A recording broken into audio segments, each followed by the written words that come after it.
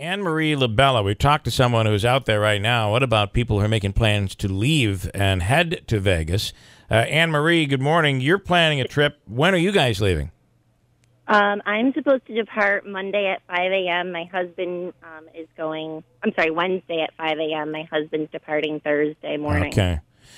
Yeah. I'm assuming you guys are still going, but what does this make? This has got to scare you. I am scared, but I'm just taking it minute by minute. Yeah. You know, my heart goes out to the families there, and this happens all the time, all over the world. And my plans, honestly, are just to take each day at a time, see what the plans are in Vegas, and, have faith and continue to move forward. You know, we think about this. We're a free society, right? You're walking down the street. Something like this could happen at any time.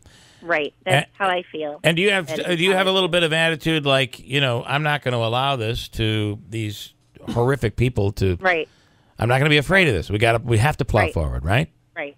I do. I truly do. I have faith. I pray, and I feel confident that, it's not a way to live. I can't live in fear, and no one can, because we would be stuck in our homes if we continued to let these events hinder our travels.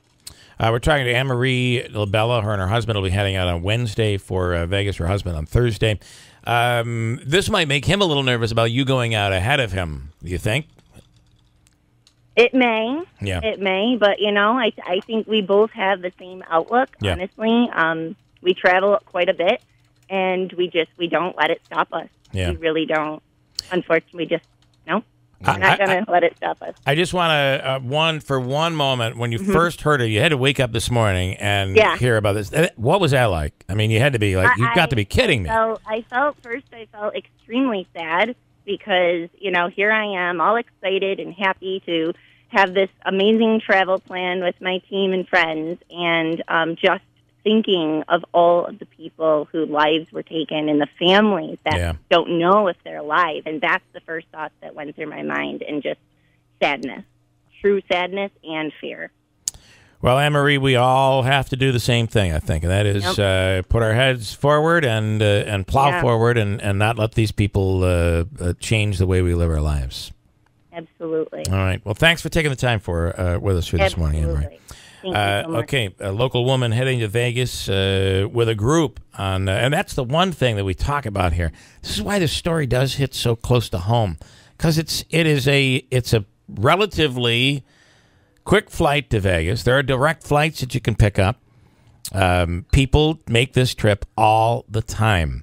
I know. And it was shocking to hear that someone we know, Mello Testa, who was just on the radio with us, talking about the big cross-country event going on in Utica, and finding out that he received a message from his wife overnight that she was okay, that she's staying at the Flamingo, which is not right near the facility, but to get to the Flamingo, she drove right by it.